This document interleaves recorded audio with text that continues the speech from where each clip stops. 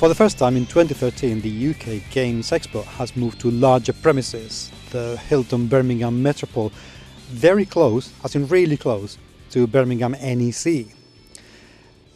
GMS Magazine, in coordination with the UK Gaming Media Network, was privileged enough to organise the panels for this year's UK Games Expo. And we're looking forward to a lot of really, really great stuff.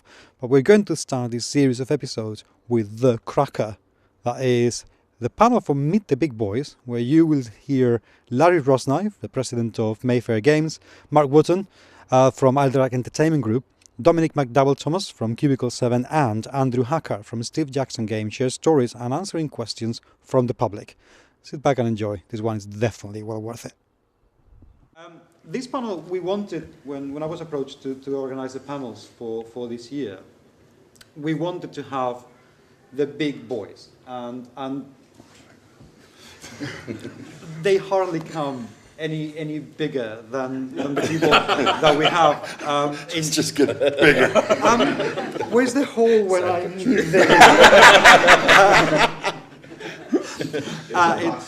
in the industry? And I seriously, I don't think you can get them any more experienced, and I don't think you can get them any more approachable than the four that we're having here today.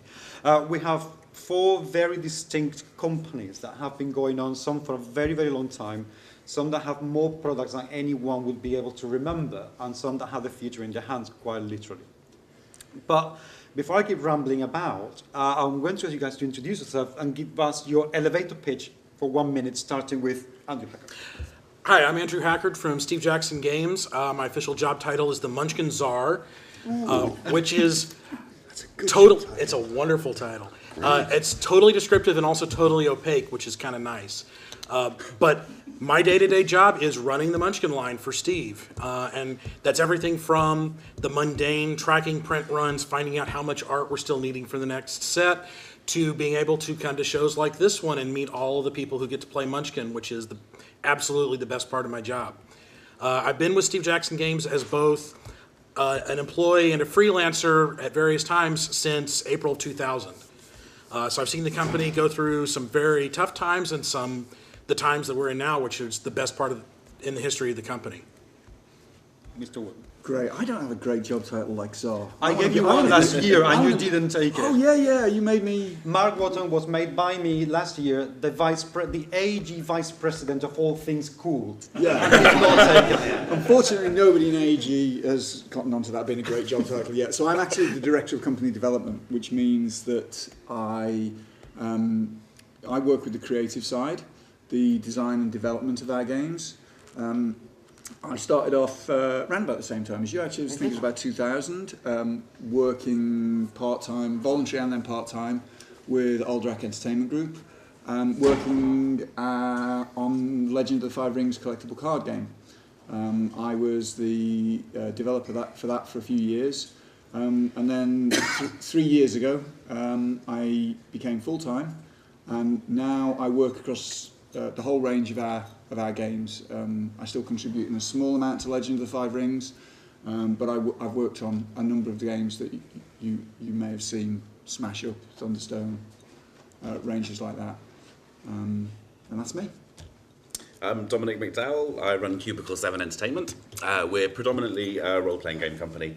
Got our start with a Doctor Who role-playing game and the One Ring, the Lord of the Rings licensed game. We're looking into board and card games at the moment, and I'd like to give myself a crazy title, but I have to email it to the BBC at the bottom of all my emails, so that probably wouldn't go down too well.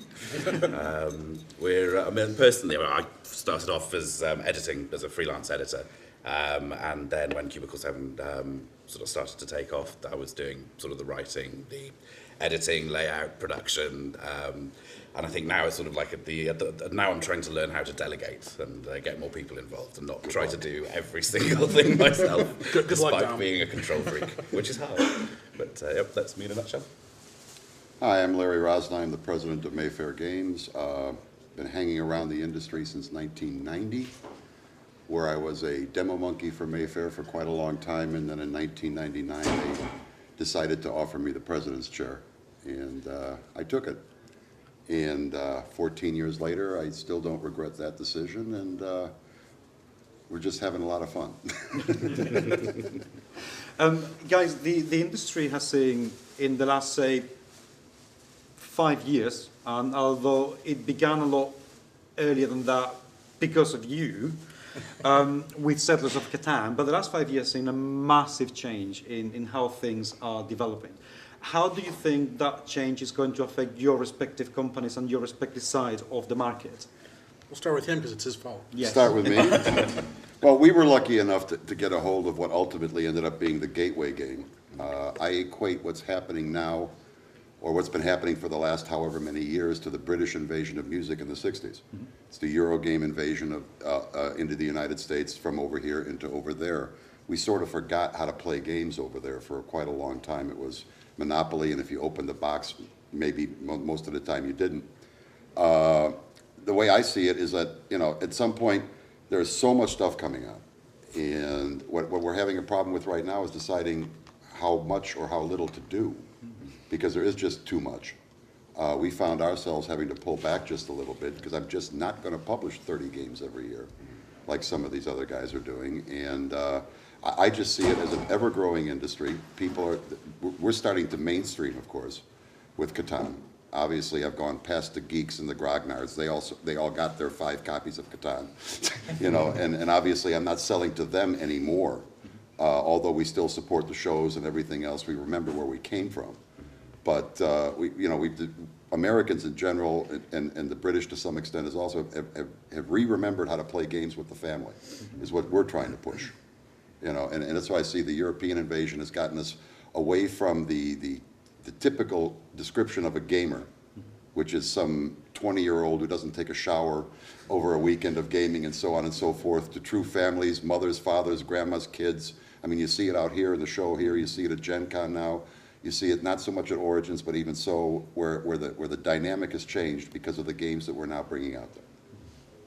To build on what Larry said, we're seeing a lot of parents who grew up playing these sorts of games 10, 15 years ago when they were teenagers, early 20s, who are now bringing up the second generation, and in some cases, third generation of board gamers, card gamers, role players. If you go around and look at Games Expo, one of the things that struck me was how many children, 10 and under, 12 and under, I see playing the games. That wasn't necessarily true at Gen Con and Origins even 5 years ago. Yep. And a lot of that is due to the mainstreaming of the hobby. It's becoming cool again to play games, where for a long time it was people in their basement. I think there's a lot less distinction these days between types of games as well. And I was absolutely blown away at the PAX show in Boston I went to recently. Everybody that I was talking to was coming up to the Cubicle 7 stand. They weren't our customers. They were just people who'd come to this show predominantly to look at the new video games, wandered over to look at the tabletop games because games are cool, saw Doctor Who, and oh, great, what's this? And it was a wonderful, wonderful experience. I think, too, there was a lot of angst in the industry a few years ago about online gaming, computer gaming is taking away from tabletop gaming. We're starting to see that feed back into our hobby. People who come into it through the online games, and some of their friends say, hey, you know what? Let's all get together in one place, have a barbecue, have some beers, and play this game together, face to face, instead of just sitting on our couch staring at a TV screen. I think the rate of development with video games, it was such a steep curve, and it was developing so fast for a while, but I think it's plateaued over the last few years. It's incremental increases in gameplay or in quality of graphics or whatever. So I think people are seeing, oh, this experience that I'm getting from this has kind of peaked, and I'm missing something from it. I think that's where I think the flow back's coming from. I think the social aspect of gaming that's been brought out by getting more families involved, I think has really helped to bring people back into this kind of industry as opposed to the video games industry, which is much more of a sort of lone or solo experience normally. And I've seen big changes in the UK over the last few years. I mean, it used to be that if you went into any of the sort of mainstream stores in the UK, you would get 30 metres of different Monopoly games. Yeah. Well, and listen, it's not there yet, right? We're not as far on as, say, somewhere like Germany, where I do think games are much more mainstream. But I think you're starting to see the change in the UK for sure. And I think it's also true that a lot of the hobby game stores are actually realising that they've got more of a mainstream market now. So I think you're seeing some of the bigger stores sort of starting to bring in the gateway games, the Catans, the Carcassonnes, the games that are very good for sort of family games. And I think that you're starting to see the more specialist stores also move in that direction as well, and bring in more of the sort of family type games. So I do think you're definitely seeing that trend starting now in the UK. It's not where I think we would all like it to be just yet, but it's definitely moving in that Do direction. you think we've been helped by Walmart? Do you think that Stay now? away from Walmart.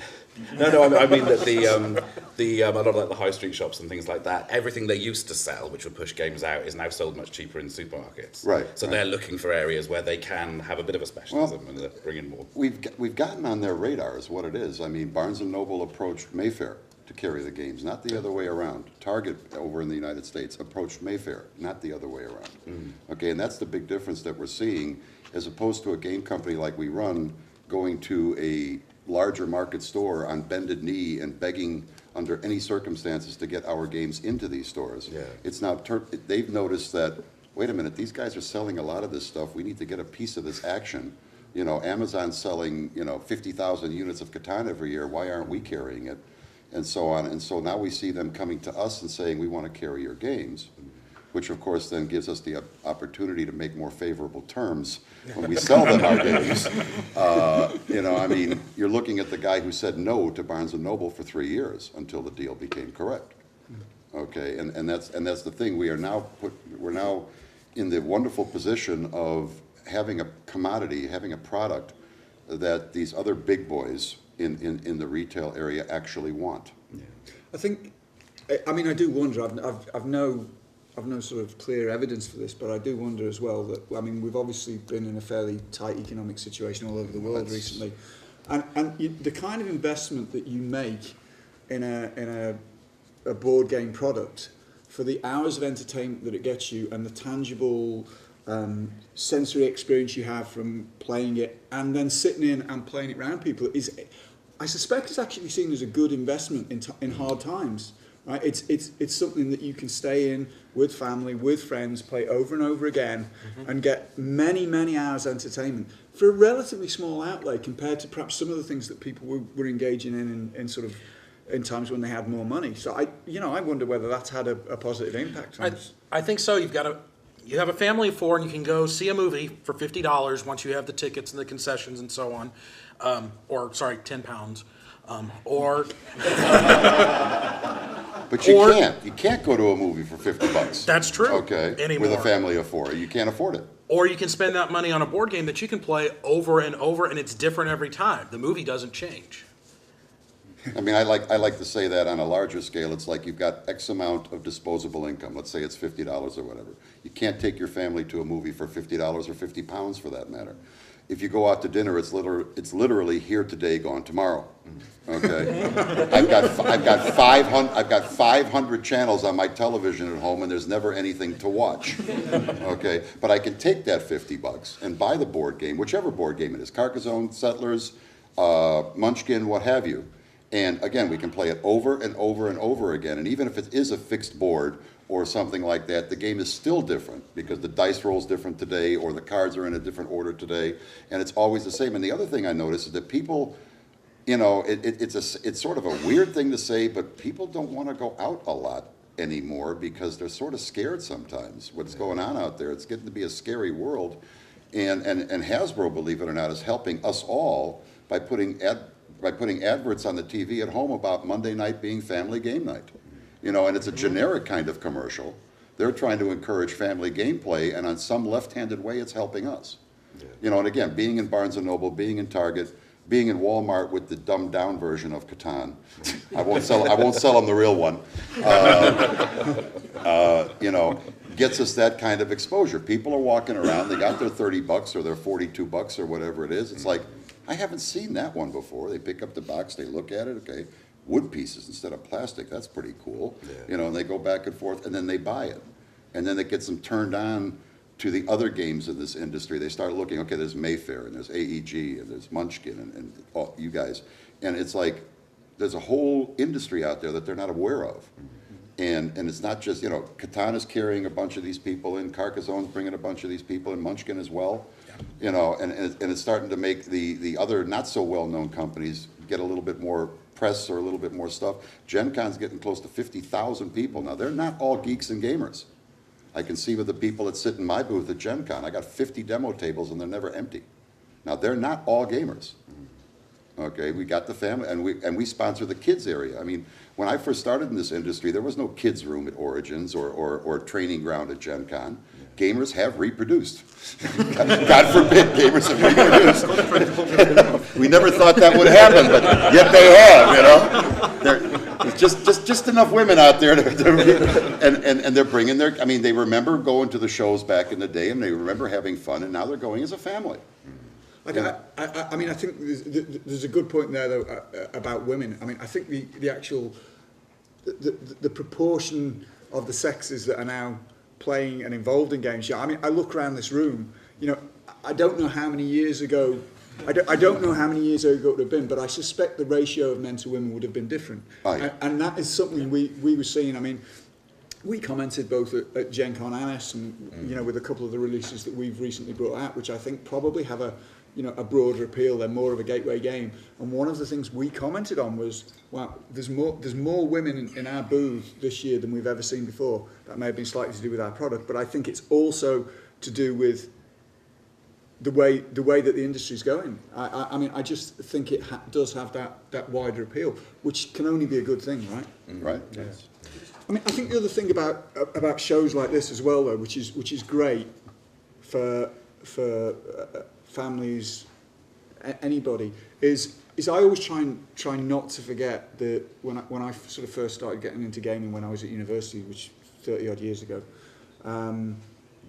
and I remember walking into my first sort of game shop, and it was like walking into an Aladdin's cave. And I think the thing about conventions like this, and as they grow and as they become more mainstream, is I think that, you know, families are having that experience. I mean, it kind of opens up a new world. You know, if you've played that one gateway game that makes you go, oh, yeah, I'm sort of interested in games. I'll go to a show like this, and you can only imagine walking in and sort of opening your eyes and going, wow, I never knew all this was there. And I think with parenting trends as well, you know, we're a lot more moving towards more engagement parenting. There's not sort of like just distraction put in front of the television and things like that. There's, you know, that's certainly feeding in, I think, and people actively looking for things they can do with their kids. You know, that's helping and bringing new gamers in too. I think there's also a snowball effect that as gaming becomes mainstream, it's less, people are getting less defensive about, I play these sorts of games. You know, a few years ago, you would have people who are like, I don't want to talk about it, it's a geeky hobby, it's a weird game. And now people are much more welcoming of, oh, you're interested in this game, why don't you sit down and play it? And that's kind of, it's a really nice thing to see that it's become a lot more welcoming in the last 5, 10, 15 years. Well, you talk about the mainstream, you're hiding your geekdom or whatever. What we're finding out, especially with our game, is that we've got a number of celebrities that are playing our game. And when they go on their talk shows, to talk about what they're doing or what they do in their spare time or this and that. In the last 6 months, there's been at least 3 or 4 different celebrities on talk shows that have mentioned Settlers of Catan by name. Okay, and the one that got me the best was, I can't remember the young lady's name. She was on Colin Farrell's late night show in the States.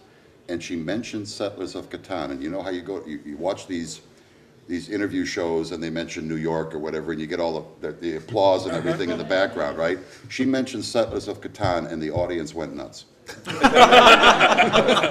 was the first time that I had observed that. Okay, other folks have been on talk shows and they said Settlers of Catan and the audience is like, what? But just a couple of months ago, it's like she mentioned Settlers of Catan and the audience went crazy, just like she would have said New York or Miami or whatever. And we're getting constant requests from various and sundry television shows and movies to feature our game, where before, once again, it was go there on bended knee and beg them for product placement. Now they're asking us if it's okay if they buy some of our product and use it in their movie or whatever. There was an episode of about that. Hey, there was an episode of the show Grimm just a couple, like a month ago, where they had the Munchkin 10th anniversary poster framed on the wall in the background of the scene and didn't talk about it at all. No. But it was there for an entire scene, and we kept getting people who said, "Did you know that was there?" And we were like, "No, actually." But it's kind of awesome. Yeah. Well, no, They filmed an episode of Peep Show, I think, in Leisure Games in North London. yeah, but I remember in the early '90s, Mayfair paid ABC some unbelievable amount of money to put a couple of posters in the kids' room on Tim Allen's show, Tool Time or whatever it was called, and they went into the bedroom like twice. In 3 years, and then later on I saw a piece of the Iron Dragon poster in somebody's locker on a Saved by the Bell show that they just used extra stuff. And again, it's changed over completely now. Big Bang asked us for permission. They featured Catan twice. Parks and Recreation has featured Catan. That's what he wanted to do for his bachelor party, was play Settlers. Now, they made a parody of it, but you know what? I don't care. They sat there and they had the game on the table for 5 minutes in a half-an-hour show. Yeah. Okay? And this movie Lazarus or whatever, they've already told us, it's going to be in scene 7 and they're engaged in playing the game. You guys mentioned the industry Yes. as a whole. But I personally have a feeling that you guys are growing the industry. You are the industry. And if you take a look at the history of your respective companies, maybe slightly less so with Cubicle 7 because you're the youngest, but you can see that there's been a huge amount of product that have come, have gone. And there's an awful lot of lessons that you guys have learned from how to really get a game and bring it out time and time again and still make it popular, still make it good, still make it successful, to how to get some games and say, we are not going to do these anymore, so role-playing games are out, to getting your niche of saying, hey guys, this is actually a silly game, but it's awesomely popular and really doing very well, to being able to take a look at what the industry's done and draw from those trends. How much are you driving, as in the game publishers, driving the industry rather than following the trends? Well, saying that we are the game industry is going to be a shock to Hasbro. Yeah. But, Different pond. yes. Yeah. When Munchkin came out in 2001, I was at Gen Con, and I was telling everybody there's this awesome game we're coming out with. It's not GURPS. It's a separate game. It's a lot of fun. It's kind of a parody game, and it's called Frag, and you're going to love it. Oh, and there's this other game. That's about, it's like D&D but with cards. So I'm not the person to ask about trends in the industry because I'm. I think I don't. Honestly, I don't know if we do it any different to anybody else, or if we're in one sense, I don't think we're different to the people who play the games. Because fundamentally, I was talking about this on a podcast, and somebody sort of was asking about game design, and I said, I think everybody who's ever played a game thinks they've got a game design in them, right? And they probably have. And my advice when I was asked is just go ahead and design the game. Don't think about can I sell this to a publisher? Don't think about am I going to try and self-fund this? Just have fun, design a game, and if at the end of the day you and 3 of your friends sit down and play that game over and over again, and nothing else ever happens with it, you had great fun. Now, I don't actually think that probably what most of us do is very different to that. We find things that we think are fun. So in one sense, we're sort of being led, I think, in exactly the same way that everybody else is, in that, at its core, I think the only reason to be involved in publishing games is because you find things that are fun and you want to share them with people. And sure, it's an industry and there's a business and everything else around it, but at its core, I suspect everybody here, when somebody shows them a new game, that they kind of go, oh, this is cool. Yeah, and it doesn't matter whether it's a designer coming with you or whether another company's published it. You just sit down and go, this is really cool. I'm having fun. So I think, fundamentally, I guess in some way we're leading, but we're also just looking to make something that we think is fun, and I think certainly that's what drives me anyway. So to speak here as the old stodgy company, all of what they just said is absolutely true. We, however, are in a slightly different position. Mayfair's been around for 30 plus years through 2 different management groups, actually 3, but the last change didn't really count. And we have really, on some level, taken it upon ourselves to try and do a bit of this leading kind of thing, okay? We were one of the first ones, I believe, at a Gen Con or at Origins to take the tables away from around the booth. Remember how everyone used to set up, and a lot of these guys are still setting up like this. You'd have a game company, and it's like, don't you dare come into my booth. Yeah. The tables were all the way around. It was like a fortress. Like we called it Fortress Mayfair. And you had a game area somewhere else, but it was pay to play at the conventions back in the States. One of the first things I did when I came on board, I talked to my sales manager, my partner, and I said, we got to change this. This is not working. So the first thing we did is we tore down all those tables around the outside of the booth, put the product in the middle or wherever it was, and set up demo tables inside the booth. Massive, and it started out with 6 demo tables. And then we started filling those, and we went more, and we went more to the point where at this year's Gen Con, I think we're somewhere in excess of 50 to 60 demo tables inside the main exhibit hall where people can come and play for free. Okay, and that's a big change from Show of hands real quick. How many people have been to Gen Con in the States? 1. Okay, well, Mayfair has taken over Gen Con. Not really, but they have a really impressive setup. If we could afford to do that, that's what we would want to do because they're doing it right. Well, I mean, obviously we've grown from, the little 10 by 10 to a 20 to 5,200 square feet this year, I think, in the main exhibit hall. I got street signs. Yeah, he does. Mayfair Boulevard, Katanstrasse, Traffic cops. You're laughing, but I really do have them. Yeah. It's a Disney picture moment. People stand underneath the intersection signs and take pictures. But it's like we decided to just raise the bar again. Okay, I mean, at some point, you say what you want to, and without any kind of arrogance or attitude, we are trying seriously to be a leader in the industry. Okay, let's do it right. Everyone in the booth is clean. Everyone's wearing the same shirts, the whole uniform thing, and all that kind of stuff. And you come to find out that the demo folks actually like that anyway. Yeah. Okay, I mean, again, when I was a demo monkey, I always tried to make sure that I wore decent clothes and everything else. The Mayfair employees at the time would come with ratty shorts and dirty T-shirts, and it's like, who wants to go sit down in that booth? Yeah. So we started doing this thing where we got uniforms and we got this, and they wear their shirts and they say Mayfair Game Shepherd on the back, which of course they're walking around the hall then later, and that big blue shield is going all over the place. Like you say, you can't walk around Gen Con without bumping into the big blue M. But that's okay. And what we're trying to do is what I'm trying to do personally, and we're trying to do as a company is to share what we've done with other folks. Because it isn't a big secret, it's just common sense, which is severely lacking sometimes. and it's like, by all means copy what I'm doing. I want you to do this because a rising tide floats all boats.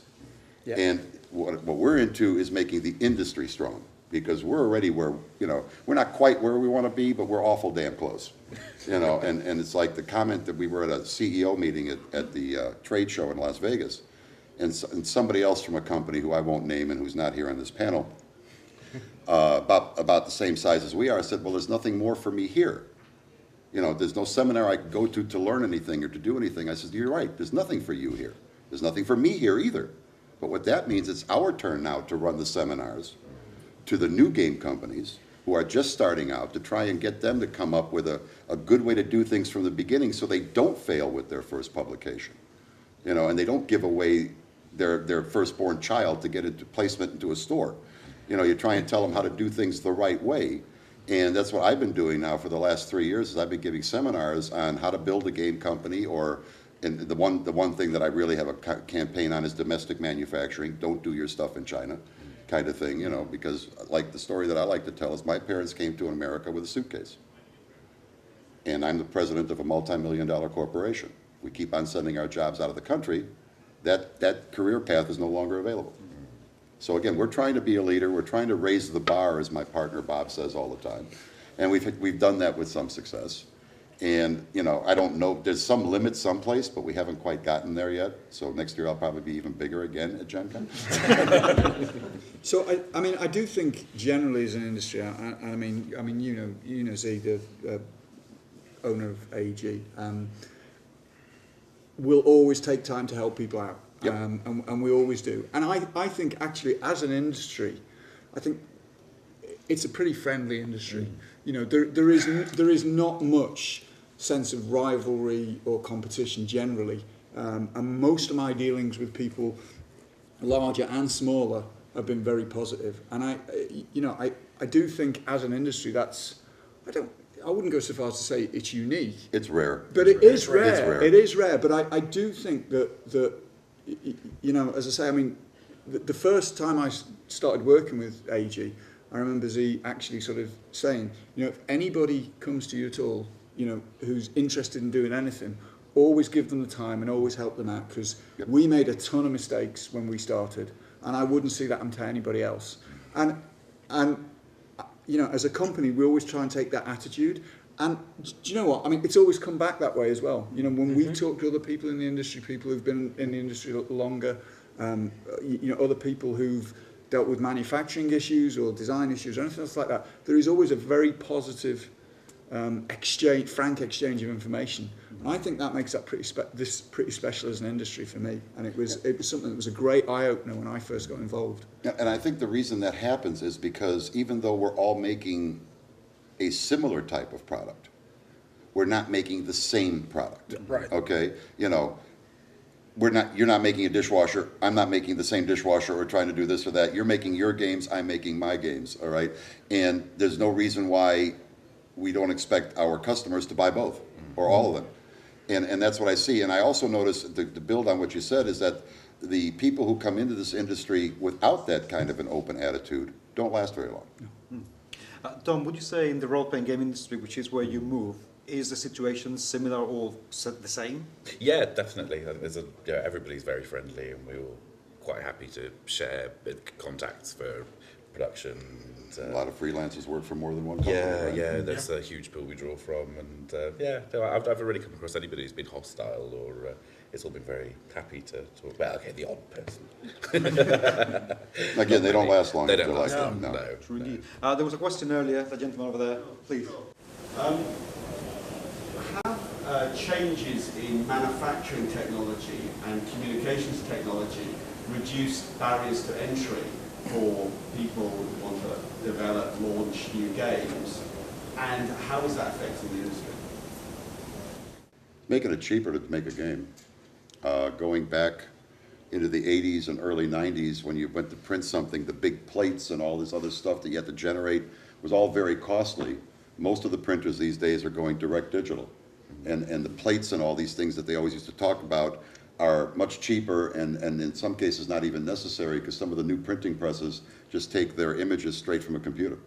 So the technology, as it improves, makes it less expensive for us to do what we're doing, and also makes changes later on down the line less expensive for what we're doing. If we want to have a slight modification to a game, it's not this big, unbelievably difficult experience to make a plate change. It's like a couple of clicks on the computer, and now the new thing's rolling off the press. So there's definitely an impact there. Absolutely. It seems like every few years there's something new that seems like a sea change in the industry, and we're in the middle of one of those. There was the D20 system in the early 2000s, PDF print-on-demand books in the late 2000s. Right now, I think it's Kickstarter.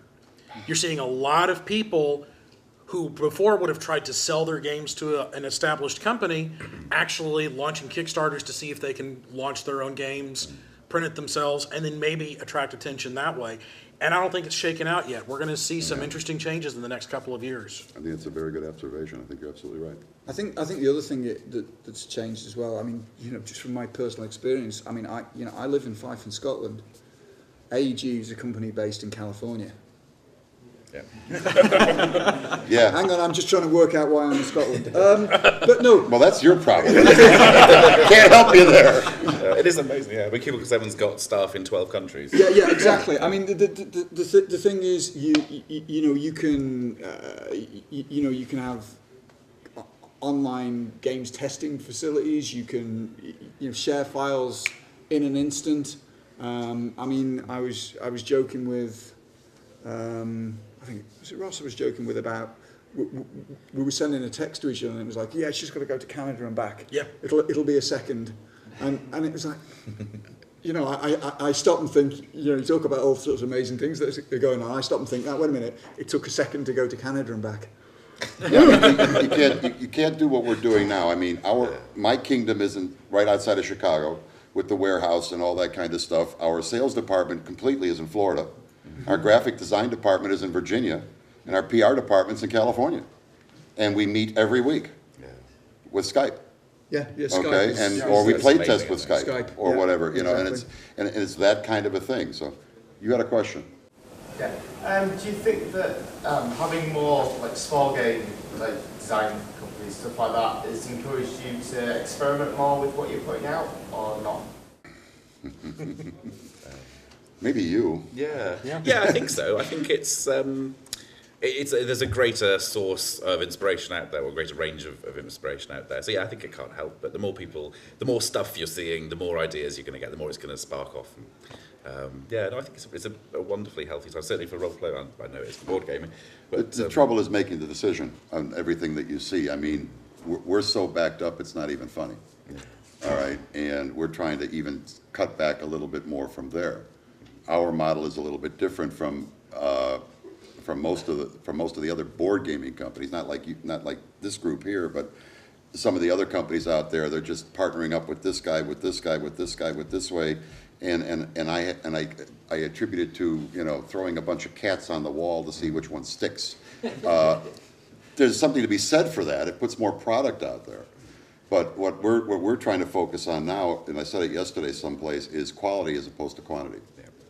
Okay, the trouble is wading through all of that, you know, to try and find that one jewel or that one nice game that's gonna match with our line in particular, you know, and not just be all over the place and not have 5 different games based on the Italian Renaissance or whatever, that whole dearth of game. You know, every game we looked at for about 6 months had something to do with the Italian Renaissance.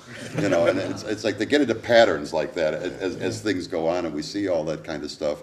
And then once in a while, we actually come up with something in-house, you know, which is what we'd really like to do. But we really don't employ game designers. At least at Mayfair, we don't. You know, there was a time back in the day where they did, but no more. Okay, I mean, we got this machine going. We built this beast, and we have to keep feeding it. You know, otherwise, it's going to eat us.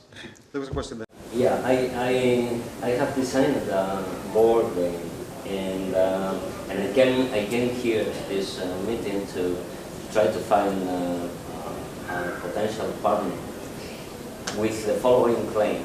I claim, or I think that I have already many million people market in place. And let me explain why. They produce it yourself? No. Well, I could. Let me explain you why. Because I think this put together the mobile and online gaming industry with the board game industry. I presented this board game in the last Essen Messe, and I got a lot of nice comments, none of them from publishers. Publishers, what kind of game is this? It's a German type of game. I don't think it's going to have any success. Well, I came back to Spain, and 2 months later, I saw one of the questions. This is a card game. One of the questions of my game in a mobile telephone application. 2 months later, this mobile telephone application had already 40 million downloads. And that was the game nobody seemed to be interested in. Suddenly, I realized that somebody took one of the questions of my game and converted it into a multi-million users game. So now I am in the following setting. I want to find a publisher for my board game because I think I have already a huge, spontaneously grown market for it. So not for a. So is your question, how do you go about publishing it? How do you Yes, guys choose what and games to publish? if you guys are interested in hearing more later. Like Larry, or like Mayfair, Steve Jackson Games right now has more games already on the shelf being developed than we can possibly publish. Yep. And it's a shame because there's lots of good games that we know are looking for a home, and we just don't have time, money, staff to deal with all that. Maybe in a few years we'll be able to staff up to where that's not true. It is a challenge. I don't want to say it's not at all. I do think most companies are fairly heavily backed up with games that they have either in production or in development or at some part of the cycle. I think the other thing as well, and hopefully most companies are honest about this. I mean, I over the years have seen some games, and some of them we looked at and went, "This is a really good game," but do you know what? We're probably not the best company for you for this game. Because of, we all do something slightly different. And, I mean, I'm not going to name any names, but I know that we turn down a game, and every time we sort of look at it, we sort of go, oh. But actually, we made the right decision for them. It might not have been the right decision for us, but that game, that game probably did better because of what they ultimately did with it on our advice. And I think, so it's not always just about companies saying yes or no on the basis of the game. Sometimes, and I would hope that most companies do this, they'll look and say, well, this is the area of the market that we're in, and your game's over here. You need to speak to somebody different. Have you had a similar case? I mean, a game or a question type of game that is first very successful online, on an online version, whatever, and then comes into a board game. A physical board. Pretty much the other way around for us, don't you think? Yeah. It's the other way around. It's always Now, the other way around. but let me address the other thing that I picked up from what you said. Okay, Essen, Gen Con, Origins. That's the worst place you could possibly go to a game company to show them your game. That's true. All right. The proper way to do this is to communicate with the game company prior to the show, outside of the show, make appointments, okay, outside of these things, because frankly, at a show, I've got no time for you. Zero. Okay? And we don't always bring our game people to these shows. All right? I don't bring, I bring my Minister of Acquisitions, as we call him. I bring him to Nuremberg. And that's better than Czar. Well, talk to Alex. We can work something out. I bring my Minister of Acquisitions to Nuremberg. I bring him to Essen. He makes his own appointment schedule, okay, and it's all set up. If you just walk up to my booth and you want to show me your game, I am sorry, I have no time for you. Okay, you just can't do that. And the other thing designers make a big mistake about is they give their game to 6 companies all at the same time. And if you come up to me and say, well, I've given my game to Rio Grande and to Fantasy Flight and to blah, blah, I'm like, don't even show it to me then. I'm not going to get into a bidding war. Okay, the proper way to do this is give it to one company, let them refuse it or take it, and move on to the next one and the next one. Okay, I'm not going to get into a bidding war. If you've given it to 6 other people, good luck, because I'm not even going to look at it. Very, very often at the big shows, companies like Steve Jackson Games, Mayfair, the demo people are not necessarily employees or certainly not employees in the game design side, because the skills in demonstrating a game are not always the same skills in designing the game. And mostly they're volunteers anyway. That's also true. So those people cannot even look at the game and say, yes, we could look at this. They're not empowered to do that. We're running short of time, so very quickly, the gentleman over there wanted to ask a question earlier. What effect did Magic the Gathering have on your respective companies? It revitalized the industry when it was about to die. Absolutely. That's a real easy answer. That's a real easy answer. Okay, the industry was dying. Role playing was on its edge. Board gaming, the Euro invasion had not started yet. Okay, and Magic got people engaged again. Okay, got people going, and ultimately, the card floppers are pretty much their own little group and all that, but it still revitalized the industry. Got more money coming in. But also, you have Friday Night Magic in the States. I don't know if you do that over here. Mm-hmm. Where you have people in a game store every week, every other week, and they can't help but be exposed to the other games that are there. Yep. There are very few gamers who are just, I play Magic and I play absolutely nothing else. I mean, I think it's real simple for us. I mean, I think we exist because of magic. You know, the first big game, and still probably the main game for AEG is Legend of the Five Rings collectible card game. Yeah. And Legend of the Five Rings is now the second longest running currently still produced CCG on the market after Magic, and came out within a very short period after that, and that's been the mainstay of the company for a large part of its history. I mean, we are relatively new compared to these guys into the sort of wider board games industry. So that's really easy for me to answer. One last question the gentleman was asking earlier.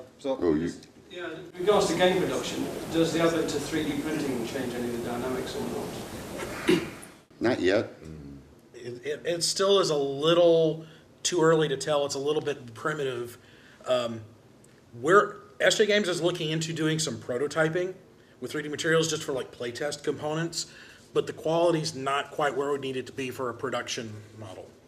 And the other thing is time and this and that. I mean, you take a look at a print run of Catan, for instance, and I'm not going to use a 3D printer to generate 50,000 sets of wood. Okay, I'd still be waiting for it in 2 years. That technology, I think, is more for prototyping, more for one-off kind of things, as opposed to mass production. I don't think it's there yet.